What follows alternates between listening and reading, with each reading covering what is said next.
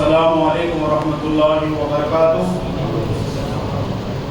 الحمدللہ رب العالمین والعاقبۃ للمتقین، الصلاۃ والسلام علی سید الاشرف الانبیاء والمرسلین ونحن علی ذلک لمن الشاہدین والشاکرین، اما بعد فاعوذ باللہ من الشیطان الرجیم، بسم اللہ الرحمن الرحیم۔ سبحان الذي أسرى بعبده ليلا من المسجد الحرام إلى المسجد الأقصى الذي باركنا حوله لنريه من آياتنا إنه هو السميع البصير، صدق الله العظيم۔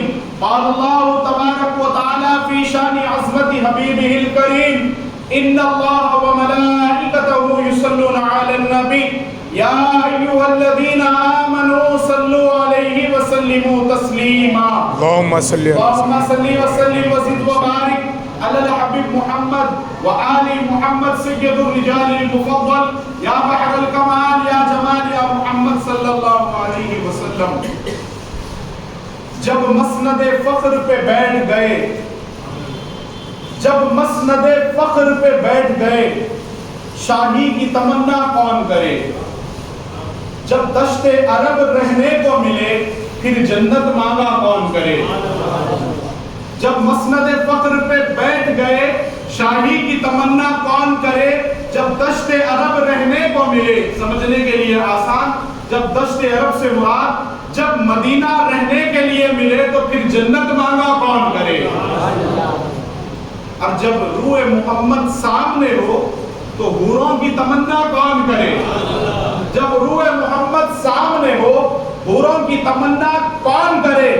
اور پردے کے قریب نبی جو گئے، بلکہ یوں کہوں پردے کے قریب نبی جو رکے، حق نے کہا پیار کے لہجے میں، پردے کے قریب نبی جو رکے، حق نے کہا پیار کے لہجے میں، اے میرے حبیب آجا آجا، محبوب سے پردہ کون کرے؟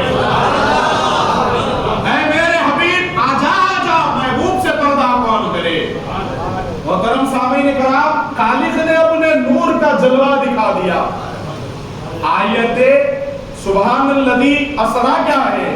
پاک ہے وہ ذات، صاف ہے وہ ذات، شفاف ہے وہ ذات، جس نے اپنے مخصوص محبوب بندے کو رات کے تھوڑے سے حصے میں مسجد حرم سے لے کر مسجد اقصیٰ تک لے گیا تاکہ وہ اپنی نشانیاں دکھا سکے، اور بے شک وہی سننے والا اور دیکھنے والا ہے۔ اب آپ غور کریں، خالق نے اپنے نور کا جلوہ دکھا دیا آج کی رات، خالق نے اپنے نور کا جلوہ دکھا دیا، سب نور کو ملا کے ایک محمد بنا دیا، سب نور کو ملا کے ایک محمد بنا دیا۔ محترم سامعین کرام، یہاں پر بات آئی ہے جس آیت کریمہ کی میں نے تلاوت کا شرف حاصل کیا خطبہ مسنونہ میں، یہ 15ویں پارے کی آیت ہے، پاک ہے وہ ذات۔ یعنی آپ غور کریں کہ ٹائٹل جتنا پیارا ہو، مضمون اتنا بہترین ہوتا ہے۔ آپ ایک کتاب خریدتے ہیں اپنے مطالعے کے لیے، معلومات کرنے کے لیے، آپ کوئی چیز خریدتے ہیں تو اس کے اوپر کا ٹائٹل دیکھتے ہیں صرف آپ کہ کیا ہے۔ دادو والوں کا اگر رہا سمجھ لو کہ جنہوں نے اپنی زندگی میں یہ کہا نبی ہماری طرح تھے اور ہم بھی نبی کی طرح ہیں، کوئی فرق نہیں، ایسے حضرات کا ٹائٹل آپ نے دیکھا جو حضرات ان چیزوں کو جانتے ہیں، آپ چھیتے نہیں، آپ ان کتابوں کو ہاتھ لگانا بھی پسند نہیں کرتے۔ لکھا ہوا یہ ہو کہ سیرت رسول صلی اللہ علیہ وسلم وہ کرامت دندان مبارک، یعنی رسول اللہ کے دندان مبارک سے ظاہر ہونے والی کرامت اگر کتاب کا نام ہو تو دندان کا اتنا پیارا ذکر ہے تو جسد مبارکہ کا کیا ذکر ہوگا؟ اس چیز کو دیکھ کر آپ کوئی چیز خریدتے ہیں تو دیکھیں آپ رب ذوالجلال نے وہ قرآن پاک، یہ وہ کتاب ہے محترم سامعین کرام جس میں کسی بندے کو، چاہے وہ کوئی مسالک والا ہو یا مذاہب والا ہو، رتی برابر بھی شک نہیں کر سکتا۔ ایسے کلام میں، اور عربی کا ایک صیغہ ہے جہاں پر اللہ سبحانہ و تعالی لفظ سبحان کو استعمال کرتا ہے، یہ اکابرین صوفیاء کرام کا اس پر اجماع ہے کہ ایک طرح سے وہ قسم کھانا ہے کہ اللہ تعالیٰ اپنی پاکی بیان کر رہا ہے۔ تو محترم سامعین کرام، آپ غور کریں کہ کتنا بڑا مضمون اللہ تعالیٰ اپنے اپنے بندوں کو سمجھانا چاہتا ہے کہ پاک ہے وہ ذات، کیونکہ آج کے دور میں زمانے میں آپ نے گزشتہ کئی سالوں سے بلکہ لگ بھگ 10 سال سے ماشاءاللہ معراج النبی پر ایک ایک واقعات کو تفصیلات کے ساتھ آپ نے اسی محراب سے، اسی منبر سے، اسی مسجد سے سماعت کیا، لیکن آج ہم ان باتوں پر گفتگو کریں گے مختصر سے انداز میں کہ جو سراسر معراج النبی کے انکار کرنے والے لوگ ہیں۔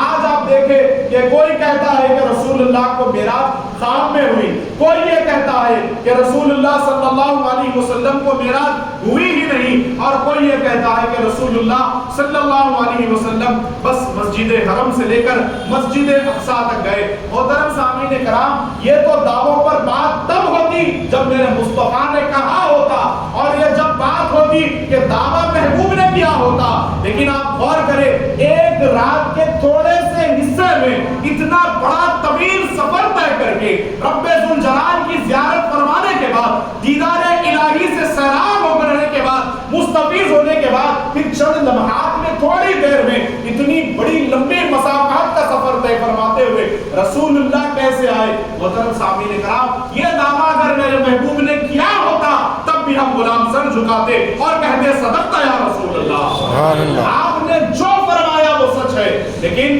آج جن کا کھانے والے، جس کی دستر پہ کھانے کے بعد وہ دستر سے غداری کرنے والے نام لیوا کلمہ پڑھتے ہیں لا الہ الا اللہ محمد رسول اللہ، گواہی دیتے ہیں اشہد ان لا الہ الا اللہ، کہ ہم گواہی دیتے ہیں اللہ ایک ہے، وہ وحدہ لا شریک ہے، پھر گواہی اس بات کی دیتے ہیں واشہد ان محمد عبدہ ورسولہ، کہ ہم گواہی دیتے ہیں کہ اللہ تعالیٰ کے محبوب اللہ کے خاص بندے اور اس کے مخصوص رسول ہے۔ اس کے باوجود یہ لوگ کے دماغ میں اس طریقے سے، جیسے کہ معزز سامعین کرام، بندہ کوئی چیز کا عادی ہے، جیسے سمجھ لو کہ کوئی سگریٹ کا عادی ہے، کوئی شراب کا عادی ہے، کوئی پان کا عادی ہے، تو جب تک اسے وہ چیز نہ مل جائے اس کو سکون نہیں ملتا، اس کا نفس غالب نہیں آتا جب تک کہ اس کو اس کے شوق کی چیز نہ مل جائے۔ تو ایک ایسا طبقہ مسلمانوں میں، حالانکہ یہ طبقہ کس زمانے میں آیا محترم سامعین اکرام؟ جب رسول اللہ صلی اللہ علیہ وسلم ظاہری حیات تھے، ایک بندہ نجد سے جس کا آج جدید ترین نیا نام ریاض ہے، وہاں سے بندہ آیا بارگاہ رسالت میں، آ کر عرض کرنے لگا کہ اے محمد صلی اللہ علیہ وسلم، تم منصفانہ فیصلے نہیں کرتے، معاذ اللہ جو سرتا پا عدلیہ میں آقا علیہ السلام کے قدموں سے جڑی ہوئی ہے، آج بھی جو فیصلے ہیں جو مسلمان کرتے ہیں وہ رسول اللہ کے قدموں کے صدقے میں کیا کرتے ہیں، وہ آ کر رسول اللہ صلی اللہ علیہ وسلم کے ذات بابرکت پر حملہ ور ہوا، کہنے لگا کہ آپ عادلانہ منصفانہ فیصلہ نہیں فرماتے، آپ نے ملک شام کے لیے دعا کی، آپ نے ملک یمن کے لیے دعا کی، ملک نجد کے لیے آپ نے دعا نہیں کی، آپ نے انصاف نہیں کیا۔ محترم سامعین کرام، 2 سے 3 مرتبہ جب اس نے اصرار کیا لیکن میرے آقا نے مولانا فی نجدنا پر آمین نہیں کہا، تو وہ رسول اللہ صلی اللہ علیہ وسلم کی شان میں گستاخی کرنے لگا، بکواس بکنے لگا، تو صحابہ کرام جلال میں آ گئے۔ سرکار سیدنا فاروق اعظم عمر بن الخطاب رضی اللہ تعالیٰ عنہ نے میان سے تلوار نکال لی اور عرض کیا یا رسول اللہ، اگر آپ اجازت دے تو اسی ظالم کو اسی لمحے اس کی گردن الگ کر دوں گا۔ رسول اللہ نے فرمایا عمر ٹھہر جا۔ جب وہ واپس جانے لگا تو یہ پہلا ایسا بدنصیب تھا جس نے ذات مصطفیٰ کو پشت کرتے ہوئے نکل گیا، یعنی پیٹھ بتاتا ہوا جب نکلا تو رسول اللہ نے کہا صحابہ سے کہ دیکھو اس کو اچھی طریقے سے دیکھ لو۔ محترم سامعین کرام، سر پر جو ٹوپی تھی، سر کے تھوڑے سے بال نظر آ رہے تھے، پیشانی اچھی خاصی چوڑی تھی، پنڈریاں نظر آ رہی تھی، اور ایسے طریقے سے لباس پہنا ہوا تھا کہ یوں سمجھ لیں بڑے کا کرتا اور چھوٹے کا پیجامہ۔ اس حالت میں وہ رسول اللہ کی بارگاہ میں آیا، فرمایا میرے محبوب نے اس جانے والے شخص کو اچھی طرح سے دیکھ لینا، اور میرے وصال کے کئی سال کے بعد ایک فتنہ اس سے جنم لے گا، اس سے پیدا ہوگا، وہ ملک شام کا بھی دشمن ہوگا اور وہ ملک یمن کا بھی دشمن ہوگا۔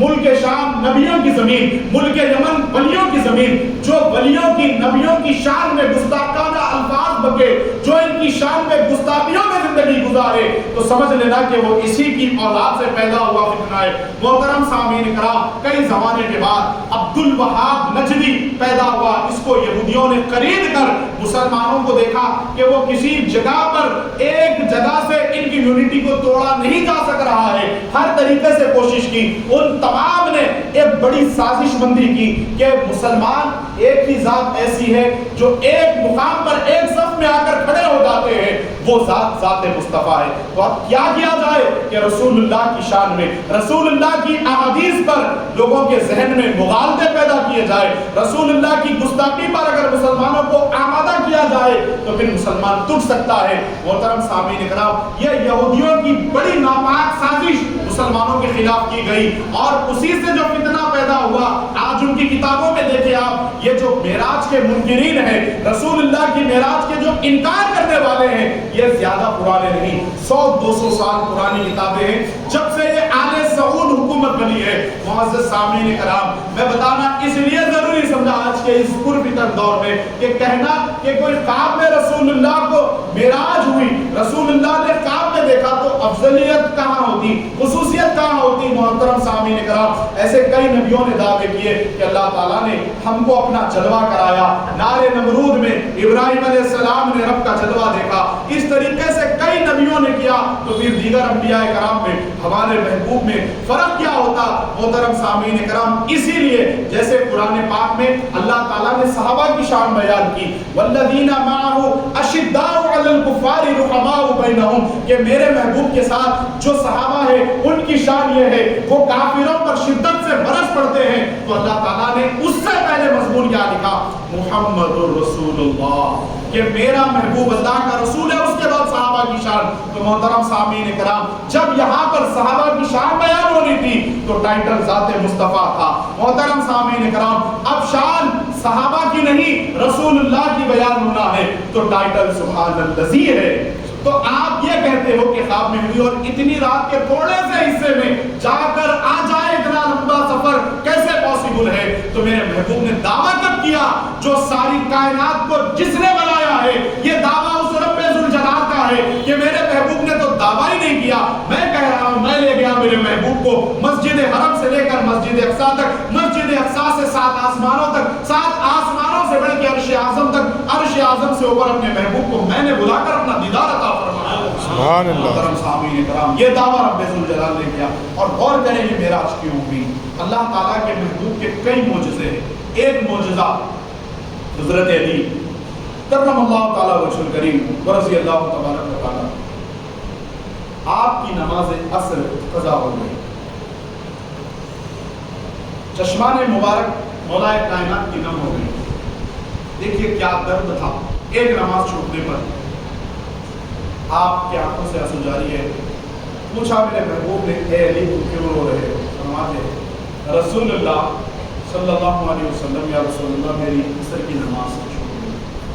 फरमाया, अली एक नमाज छूटने पर तुम्हारी आंखों में आंसू ये मुस्तफ़ा से कब गवारा है। रसूलुल्लाह सल्लल्लाहु अलैहि वसल्लम ने जब वो कैफियत इश्क़ इलाही मौला अली में देखी तो इशारा किया बस इस तरीके से, तो डूबा हुआ सूरज। अच्छा, सूरज की एक शान है मोहतरम सामीन का, जब भी सूरज आसमान में गुरूब होता है, गुरूब आफ्ताब का जो वक्त होता है, ये वक्त सूरज डूबने के बाद रब्बुल इज़्ज़त की बारगाह में सजदा करता है, सजदा रेजी के लिए हाजिर होता है।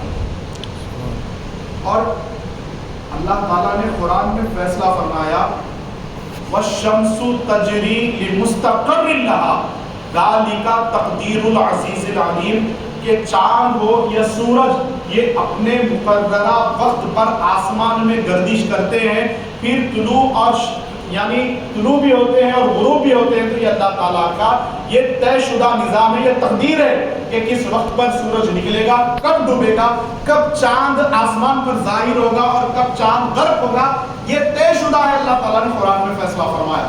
अब एक ऐसा अमल हो रहा है, हज़रत अली की नमाज जब क़ज़ा हुई तो रसूलुल्लाह ने बस अपनी उंगली अंगुश्ताए मुबारक जब हवा में बुलंद की तो मोहतरम सामीन कराम, सूरज बड़ा परेशान सजदे में खुदा की बारगाह में सजदा रेजी के लिए हाजिर है। और इधर बुला रहे हैं कौन, جس کے قدموں کی برکت سے آج امت کو سجدے عطا کیے گئے.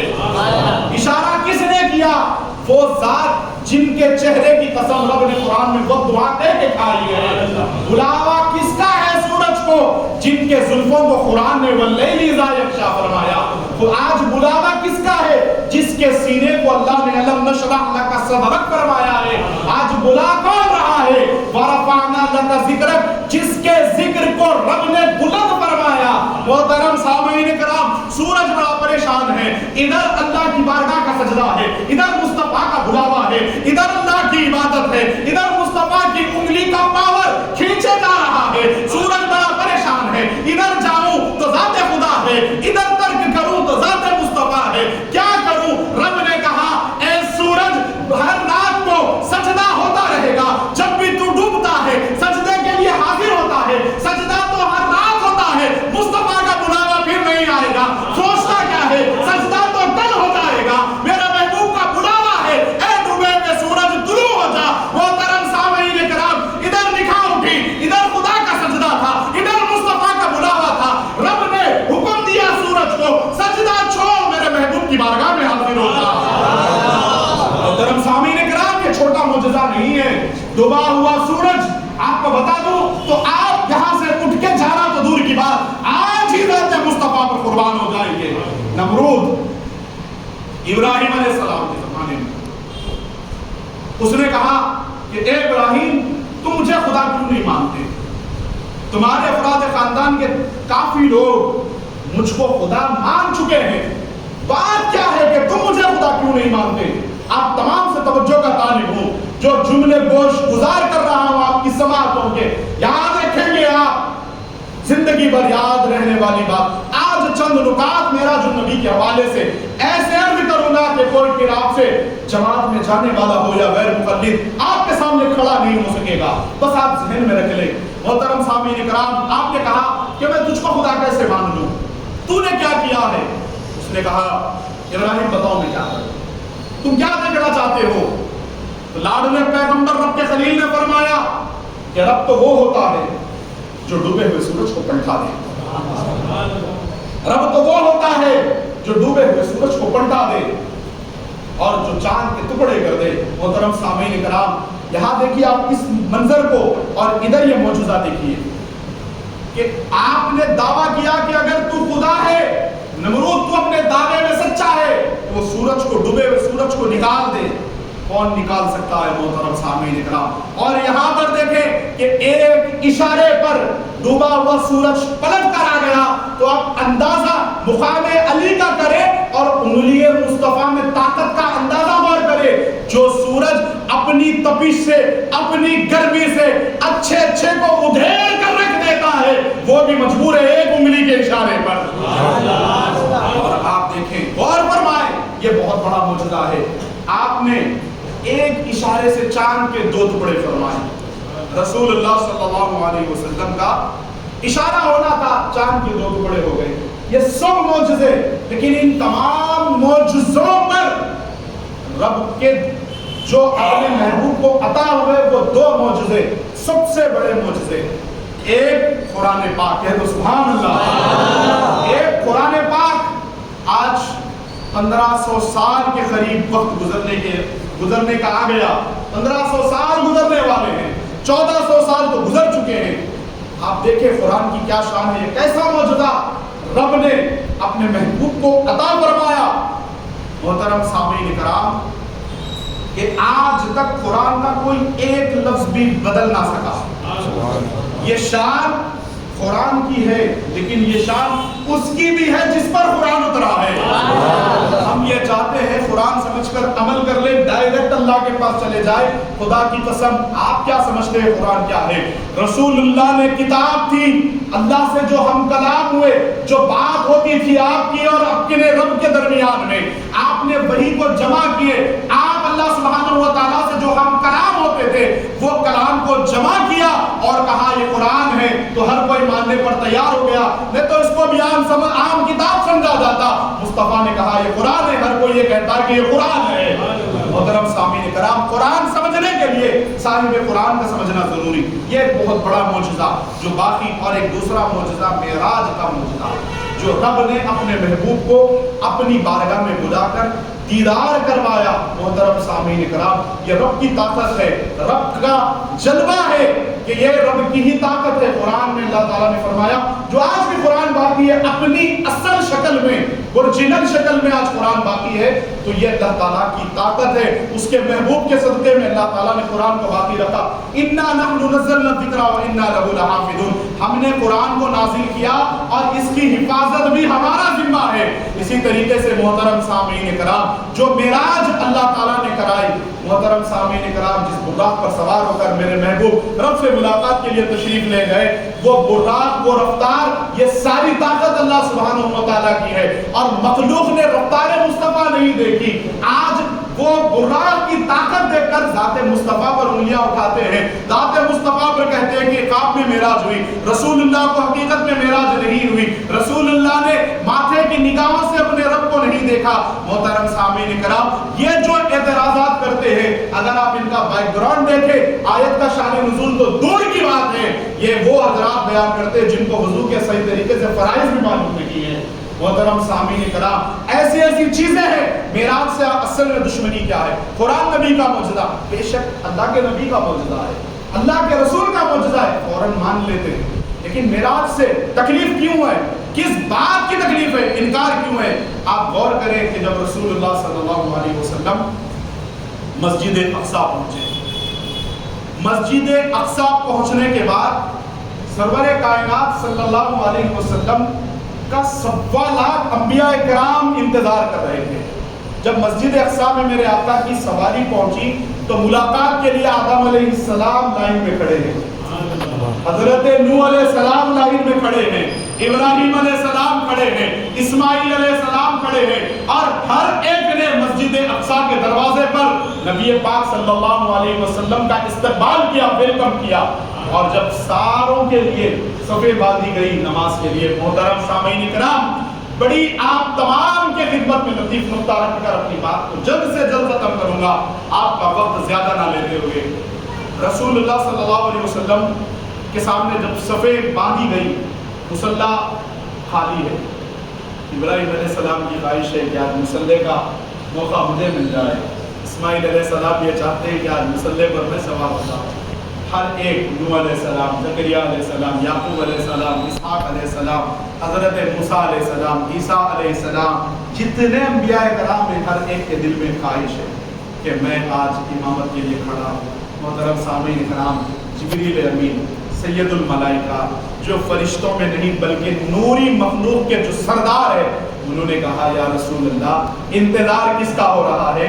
معراج سجائی گئی اس لیے کہ آج آپ امامت فرمائیں گے، پورے نبی آپ کے اقتداء میں کھڑے ہوں گے. سبحان اللہ. سید المرسلین آپ کی ذات ہے. مصلی پر جب رسول اللہ صلی اللہ علیہ وسلم کو پہنچایا گیا، محترم سامعین کرام، وہ نورانی مقدس چہرہ جب روبرو کھڑا ہے انبیاء کرام میں، آپ وہ منظر غور کریں، صفوں میں کے درمیان میں کیا بردرتی ہوں گی، کیا خوش نصیبی ان کی کہ آج امام الانبیاء امامت کر رہا ہے.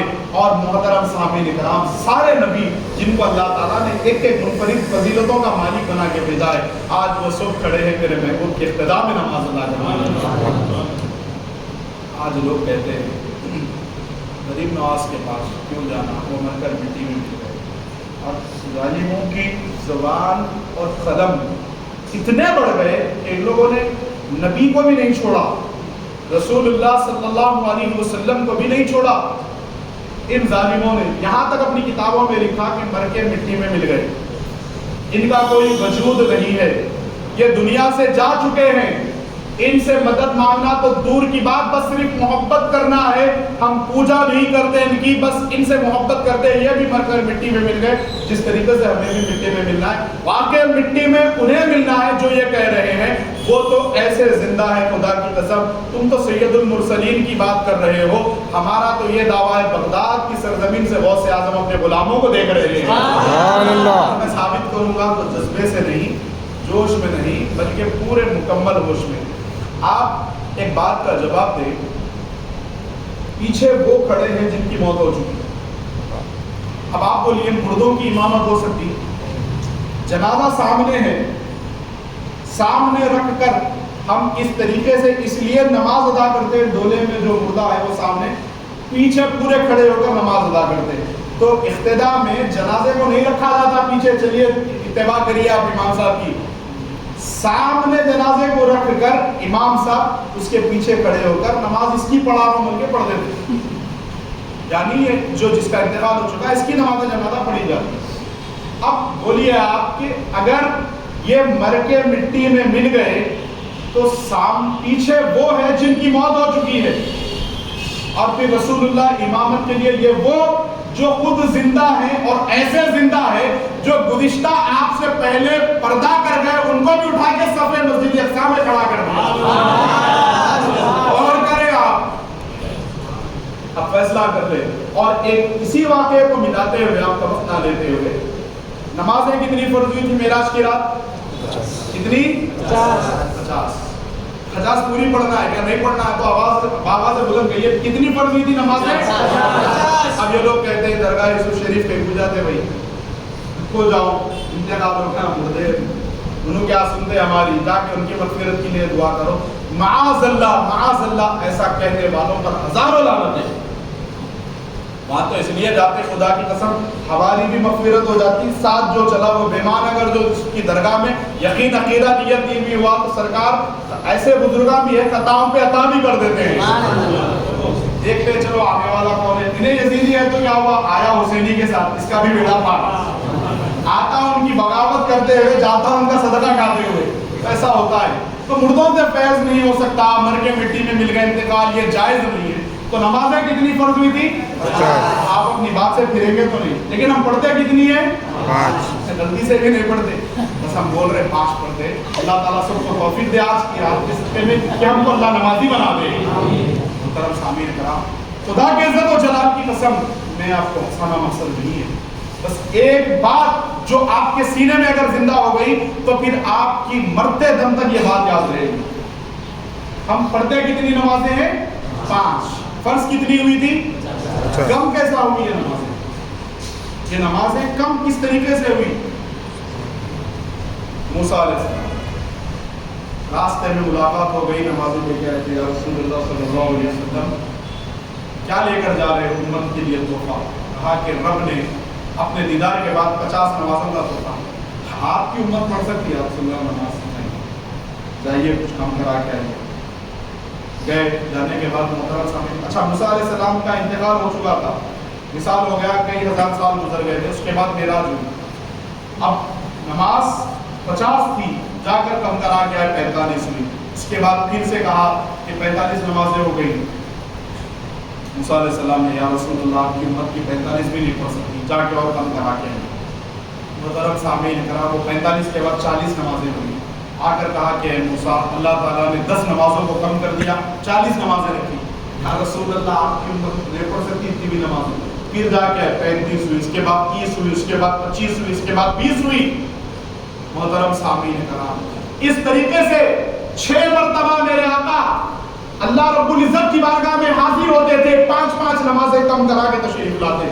موسیٰ علیہ السلام نے کہا یا رسول اللہ آپ کی امت 20 نماز یہ بھی نہیں پڑھ سکتی. پھر حاضر ہوئے اور 5 کم ہو گئے 15، پھر اس کے بعد 10، پھر 5، 50 نمازیں 9 مرتبہ. موسیٰ علیہ السلام نے بار بار ہمارے آقا سے فرمایا کہ آپ کی امت اتنی نمازیں نہیں پڑھ سکتی. تو رسول اللہ صلی اللہ علیہ وسلم بارگاہ رب العزت میں حاضر ہوتے اور عرض کرتے میرے مولا میری امت کی عبادت میں اور کمی کر دے، اور کمی کر دے، اور کمی کر دے. اس طریقے سے 9 مرتبہ 50 نمازیں جا کر وہ گھٹ کر 5 رہ گئی. اور انعام کیا ملا محترم سامعین کرام، یہ بعد میں بتاؤں گا. غور اس بات پر کرے جو یہ کہتے ہیں کہ مردوں سے فیض نہیں ہوتا، ان کا وسیلہ نہیں اختیار کرنا چاہیے، ان کی چوکھٹ پہ دامن پھیلانے سے کچھ نہیں ہوتا. دعوے سے کہتا ہوں خدا کی قسم یہ مر کر مٹی میں نہیں مل گئے، یہ وہ لوگ مر کر مٹی میں مل گئے جو انہیں کہتے ہیں، جو ان کی چوکھٹ پہ جاتا ہے خدا کی قسم وہ فیض لے کر آتا ہے. آپ کہتے ہیں کہ مرنے والے سے فیض نہیں ہوتا، تو وہاں پر عبادت کم کرانے کے لیے وہ ہے جو جس کی موت ہو چکی ہے، جو وصال فرما چکے ہیں. اب بتاؤ فیض مردے سے پہنچا یا زندے سے پہنچا؟ अगर जिंदे से पहुंचा तो फिर ये ना कहना कि आइंदा वो मरकर मिट्टी में मिल गए, और मुर्दा है तो समझ लो कि फिर मुर्दे फैज पहुंचाते। अब ये दो भी नहीं मानोगे तो फिर 50 पढ़ना होगा। अगर ये दो से भी इनकार होगा तो फिर 50 नमाजें पढ़नी होगी। गौर करें, अगर हम इसके लिए वक्त नहीं निकालते, हमारे पास वक्त के दामन में इजाजत ही नहीं है, हम सबसे ज्यादा मसरूफ तरीन आदमियों में से हम एक हो गए, जिसकी वजह से आज हमारी इस्लामी नॉलेज घटती चली जा रही है। बड़े अफसोस की बात है मोहतरम सामीन इकराम, जो यहाँ से यहाँ तक दाढ़ी छोड़कर निकल गया, जो जिसकी शक्ल देखो तो बंदर की शक्ल नजर आती है, जो रसूलुल्लाह की सुन्नत का, सीरत का इस तरीके से मजाक उड़ा रहा है, जो वो लिबास पहनकर, जो लिबास यहूदी ने पैदा किया, कोट पैंट टाई पहनकर हम उससे अजीज समझ रहे हैं, तो समझ में आएगा? बिल्कुल समझ में नहीं आएगा। आप दो चीज सीख सकते हैं, बस verse number chapter number, verse number chapter number, ये सीख सकते हैं। लेकिन अल्लाह ताला ने फरमाया आप इस चीज की तरफ ना जाए, फसअलू अहल ज़िक्र इन कुंतुम ला तालमून। ऐ मेरे बंदो, अगर तुम कुछ नहीं जानते तो सवाल उनसे करो जो कोट पैंट वाला नहीं, अल्लाह के जिक्र वाला है। मोहतरम सामीन इकराम, क्या फरमाते हैं आका अलैहिस्सलातु वस्सलाम, मन तलबल इल्मा लियुजारिया बिही उलमा और लियुमारिया बिही सुफहा और युसर्रिफा बिही वुजूहन नास, कि लोगों को अट्रैक्ट करने के लिए बड़े बड़े स्टेज सजाए जाते हैं, लोगों को अपना बनाने के लिए अगर ये चीजें तैयार की गई, बड़ा बेस लगाया गया, स्टेज लगाया गया, डाइट सजाया गया, मल्टी कलर की लाइटों से आलिम की चेहरे को सजाने के लिए, मोहतरम सामीन इकराम, आका फरमाते इलैहि अदखलहुल्लाहु नार, कि उसको दोज़ख में ढकेल दिया जाएगा, दोज़ख में फेंक दिया जाएगा। हदीस सुन रहे हैं तो गौर करो, हदीस पढ़ने वाला अकीदे में दुरुस्त है या नहीं। वापस मैं अपनी बात की तरफ लौट रहा हूं कि आपने इस बात को समाप्त किया कि नमाजें उन्होंने कम करवाई जिनका विसाल हो चुका, तो इससे पता चला कि विसाल फरमाने के बाद भी वो रसूलुल्लाह के उम्मतियों की बिगड़ी बना सकते हैं, तो गौसे आज़म अपने नाना के उम्मतियों पर करम क्यों नहीं फरमा सकते? और इस बात से हमें यह भी पता चला, यह भी बात साबित हो गई कि रसूलुल्लाह ने मुर्दों की नहीं बल्कि मस्जिद अक़सा में जिंदों की इमामत फरमाई है, और 50 नमाजें ये कम हुई तो मुर्दे का नहीं। अगर मुर्दा माना आपने तो फिर ये समझ लो कि मुर्दे फैस पहुंचाते हैं, जिंदा अगर माना तो फिर समझ लो कि वो मरने के बाद भी जिंदा है, और ऐसे जिंदा है कि तू जिंदा है वल्लाह, तू जिंदा है वल्लाह, मेरी चश्मे आलम से छुप जाने वाले। मुअज़्ज़िज़ सामीन इकराम, इस तरीके से आज उम्मत को गुमराह करने की कोशिशें की जा रही है। तो ये बातें तो उस वक्त अगर होती, उस पर सवाल ये निशान होता कि जब ये दावा मेरे मुस्तफ़ा ने किया होता। दावा तो ये रब कर रहा है कि ले गया हूं मैं अपने बंदे को, तो रब जो चाहे वो कर सकता है। एक लम्हे में 1 करोड़ आदमियों का इंतकाल होता है, तो नकीरैन एक ही वक्त में करोड़ों लोगों की कब्र में आ सकते हैं, तो गौसे आज़म अपने गुलामों के पास क्यों नहीं आ सकते? क्यों बिगड़ी नहीं बना सकते?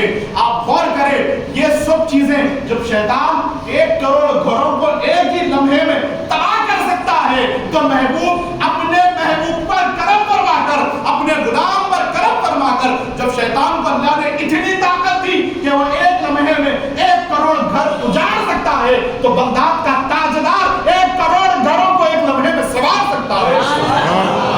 जानते हैं ये मुकाम कहां से मिला, कैसे मिला? मेराज की रात का एक और वाकया मोहतरम सामीन इकराम, जब अर्श इलाही पे मेरे आका पहुंचे, बुर्राक रोक दिया गया, मस्जिद हरम से मस्जिद अक़सा तक, आसमानों से 7 आसमानों तक ये बुर्राक की रफ्तार थी, नबी की रफ्तार नहीं।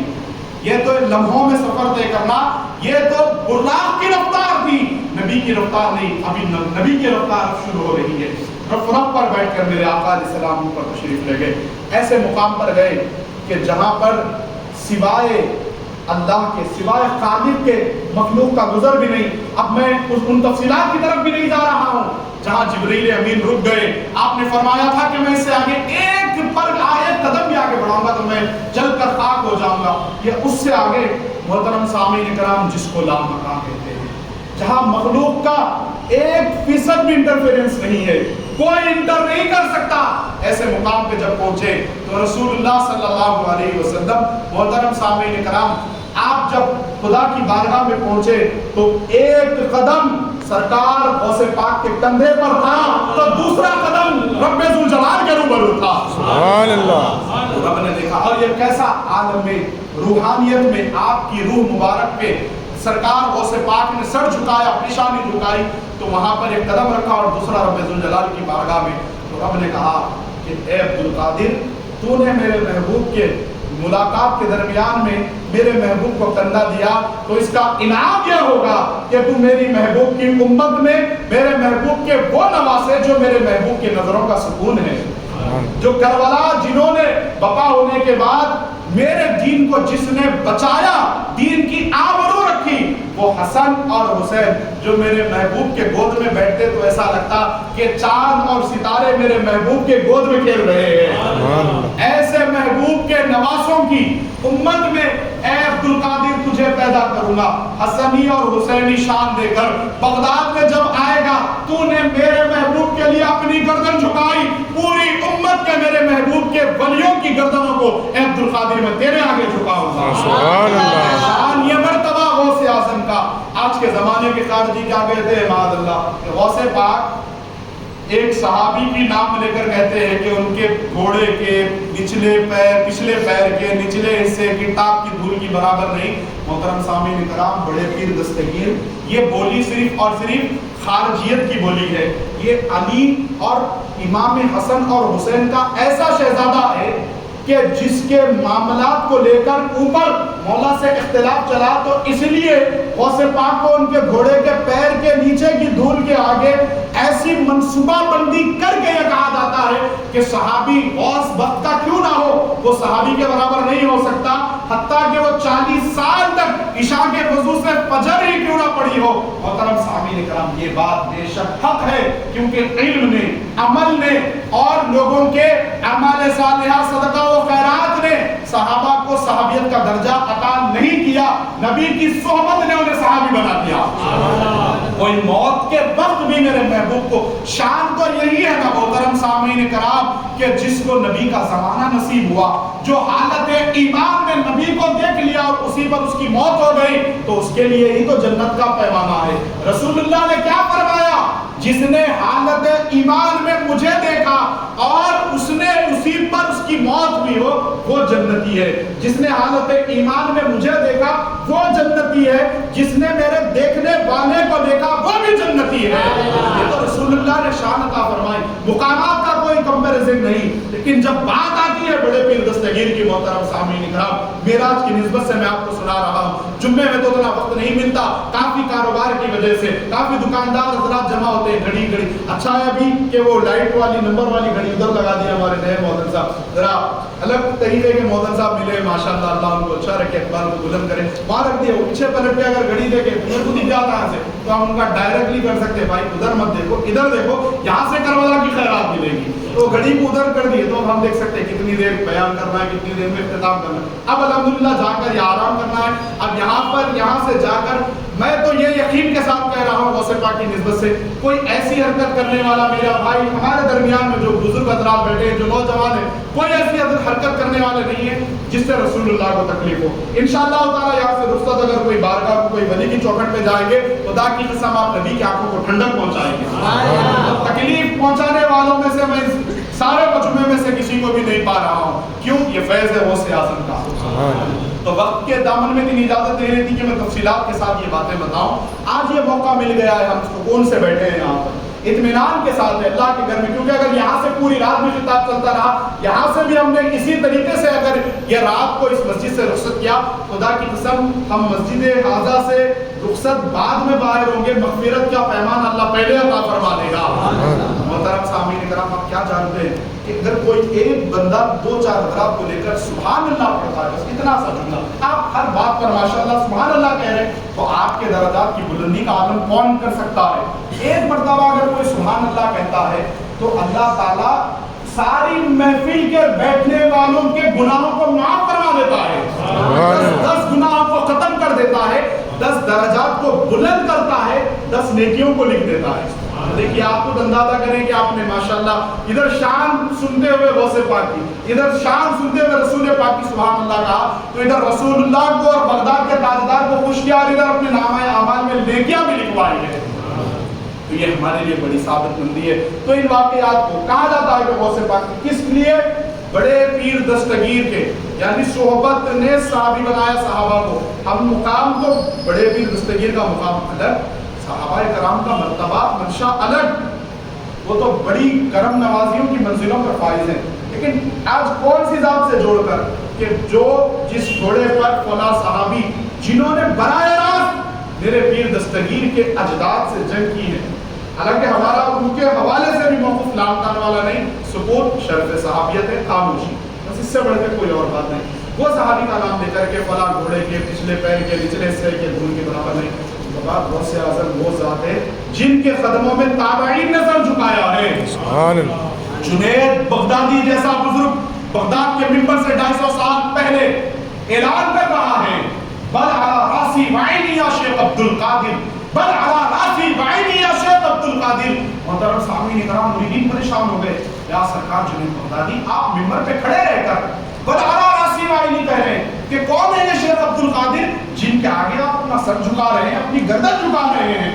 جنید بغدادی فرماتے ہیں کہ یہ شیخ عبد القادر اب نہیں ہے، میرے انتقال کے 250 سال کے بعد ایران کے صوبہ گیلان میں پیدا ہوں گے اور بغداد کے منبر سے اعلان کریں گے، قدمی حاضی علی رقبتی کل ولی اللہ، میرا یہ قدم ہر ولی کی گردن پر ہے، اے مریدو گواہ جاؤ پیران پیر کے قدموں میں ابھی سے سر جھکا رہا ہوں۔ سبحان اللہ۔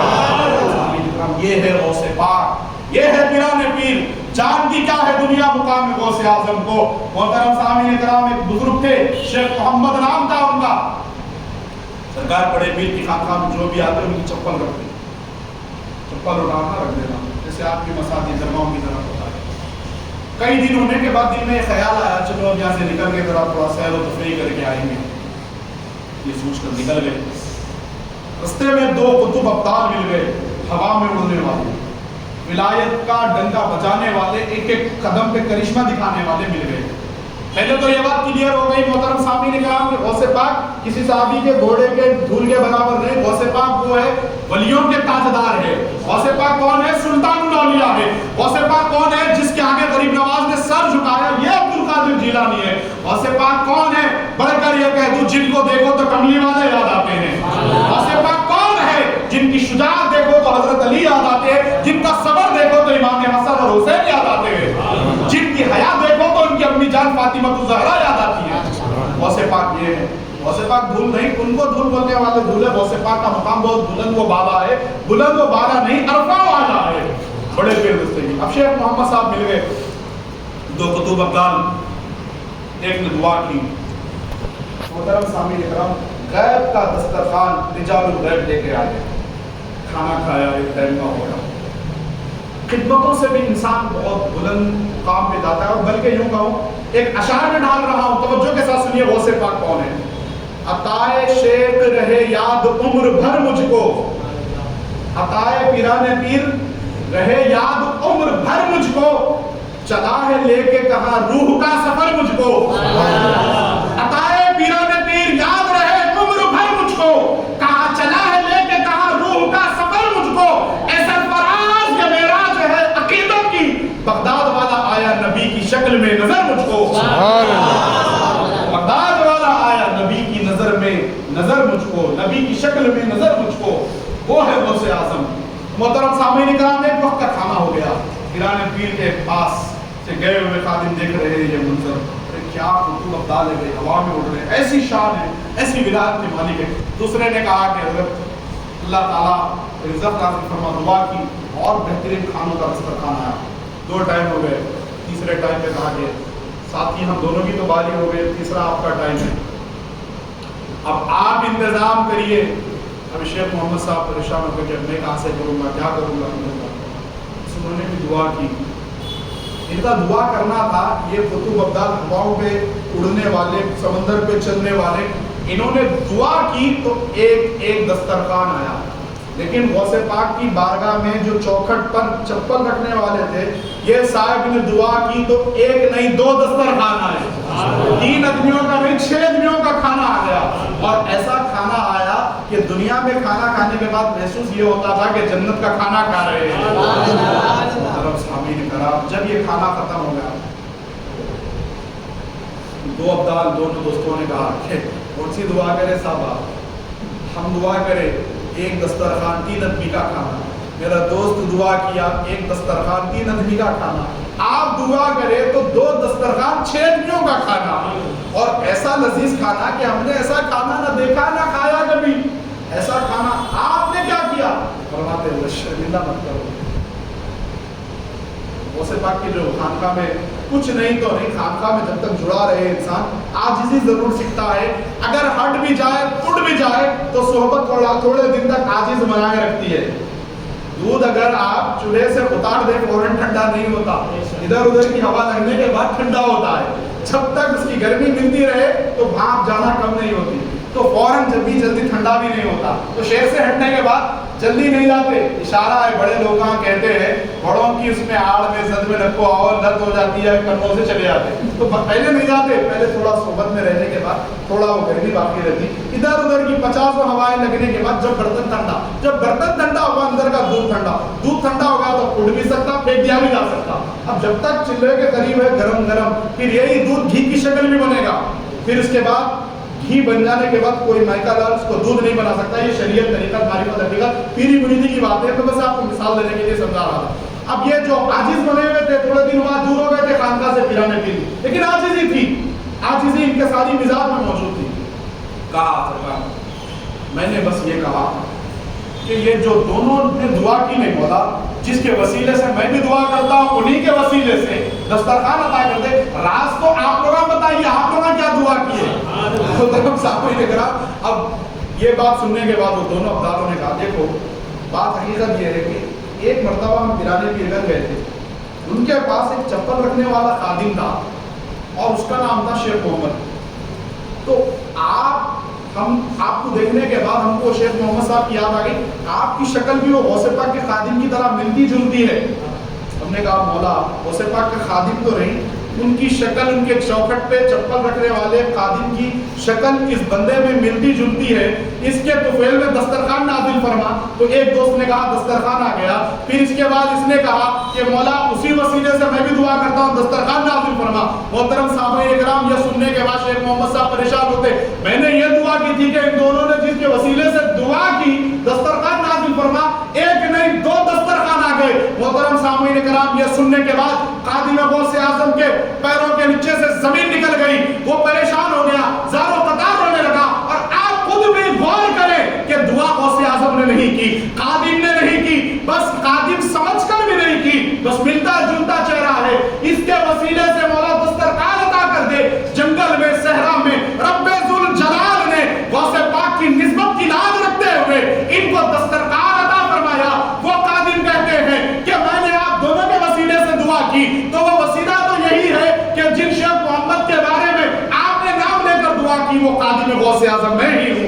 मोहतरम सामीन इकराम इतना बुलंद मुकाम है सरकार गौसे पाक का, उनके कादिम का, तो बड़े पीर के मुकाम का आलम क्या होगा। अल्लाह हरे फैज़ आम दरे दस्तगीर का, सदका हर एक पाता है पीरान पीर का, टुकड़ा हर एक झोली में उनका जरूर है, किस पर करम नहीं मेरे शहे बेनज़ीर का। टुकड़ा हर एक झोली में उनका जरूर है, किस पर करम नहीं मेरे शहे बेनज़ीर का। रुतबा समझ में आ नहीं सकता खुदा गवाह, रुतबा समझ में आ नहीं सकता खुदा गवाह, इतना बड़ा मुकाम है पीरान पीर का। और कमली जहां बिछा दी वही तख्ते सल्तनत, शाहों से बढ़ के ठाठ है गौसे पाक के फकीर का। मैं कादरी वो शुक्र है रब्बे कदीर का, दामन है मेरे हाथ में पीरान पीर का। शहदा फिदा फरेफ्ता दीवाना शेफ्ता, सब अपने अपने पीर के मैं अपने पीर का।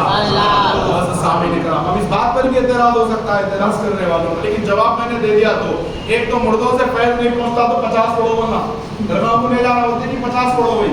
और दूसरा हुजूर सल्लल्लाहु अलैहि वसल्लम मुर्दों की नहीं जिंदों की इमामत फरमाए, तो मरने के बाद जिंदा नहीं, इंतकाल के बाद भी इख्तिदा के लिए हाजिर हो जाते जब इमामत के लिए आमिना का लाल आता है।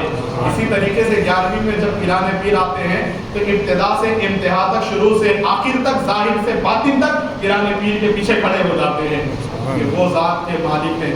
تو آج لوگ معراج النبی میں یہ کیا ہو گیا, معراج میں 12ویں 11ویں مل کے ہو گئی الحمدللہ. کوئی کہہ رہے یہاں پہ ذکر غوث اعظم کا ہو رہا تھا تو کیا کرے 12ویں اور 11ویں مل کے ہو گئی. تو اس میں کیا ہوگا, رسول اللہ تاجدار انبیاء بھی خوش, تاجدار اولیاء بھی خوش, یہ دونوں خوش ہو جائیں گے تو ہمارے ایمان کی سلامتی ہوگی. تو معزز سامعین کرام, یہ جو چند باتیں تھیں جو آپ کی خدمت میں عرض کرنا میں نے ضروری سمجھا. حالانکہ ابتدائی طور پہ جب آغاز تھا جلسے کا میں نے کہا کہ 2-3 حضرات نام پڑھنے کے بعد دعا سے اختتام کر دیں. اب یہ بھی مرضی پیر علیہ پیر کی تھی, اسی لیے یہ اتنا کلام اتنا خطاب ہو گیا. معراج کے واقعات تو آپ سماعت کرتے رہتے. امام جعفر صادق علیہ السلام کے حوالے سے اختصار کے ساتھ جمعے میں ہوا. تو آج کی خارجیوں کی بولی سے بچنے کی بہت ضرورت ہے. اور جو شخص مولا کی نام لے کر ان کی شان بیان کرتے ہوئے صدیق اکبر کی شان پر حملہ ور ہو, اس سے بھی بچنا ہے. بڑے خطرناک ہے یہ لوگ جو صحابہ کرام کی آڑ میں اہل بیت کی شان میں گستاخی کرتے ہیں, ان سے بھی بچنا. اور اہل بیت کی آڑ میں جو صحابہ کے دشمن ہیں ان سے بھی بچنا. تو نہ ہم کو ادھر کی غداری جنت میں لے جا سکتی, نہ ادھر کی غداری. اگر چاہیے جنت اگر ہم کو تو وفادار صحابہ اور وفادار اہل بیت ہونے کی ضرورت ہے. محترم سامعین کرام, جہاں پر مسلک کی بات ہے, میں نے گزشتہ جمعہ میں بھی سینکڑوں بار کہتا ہوں اور مجھے اچھا لگتا ہے اور میں بار بار یہی عرض کرتا رہتا ہوں, مسلک سمجھ میں آئے ذرا کھل کے بات ہو. ہم تو علی کے ساتھ ہیں, خارجی ہو تم کس کے ساتھ ہو. یہ ہم جب کہتے ہیں تو ہمارا یہ بھی دعویٰ ہے کہ یہ اشعار کے آڑ میں کسی صحابی کی طرف ہمارا طنز نہیں ہے. ہم وہ مولائی ہیں, صدیقی مولائی ہیں. ہم وہ مولائی ہیں جب میرے آقا نے کہا من کنت مولا فہذا علی المولا, جس کا میں مولا اس کا علی مولا. سب سے پہلے مبارکباد دی سرکار سیدنا عمر بن الخطاب رضی اللہ تعالیٰ عنہ نے, گلے لگا کر کہا اے علی مبارک ہو, آج سے تمہارے مومن کے مولا. تو آج سے حضرت مولا کائنات علی مرتضیٰ ابو بکر صدیق کے بھی مولا, عمر فاروق کے بھی مولا, عثمان غنی کے بھی مولا, ہم سب فقیروں کے بھی مولا ہیں. محترم سامعین کرام, نیوٹرل یعنی نہ ادھر نہ ادھر. ادھر اگر تھوڑی سی گڑبڑ ہو گئی تو سمجھ جاؤ آپ رافضیت کے دلدل میں گر جائیں گے. ادھر تھوڑی سی غلط ہوگا تو سمجھ جاؤ کہ پھر آپ خارجیت میں گھس جائیں گے. حق اہل بیت کا چھپانے کی کوشش کی, خارجی ہو جائیں گے.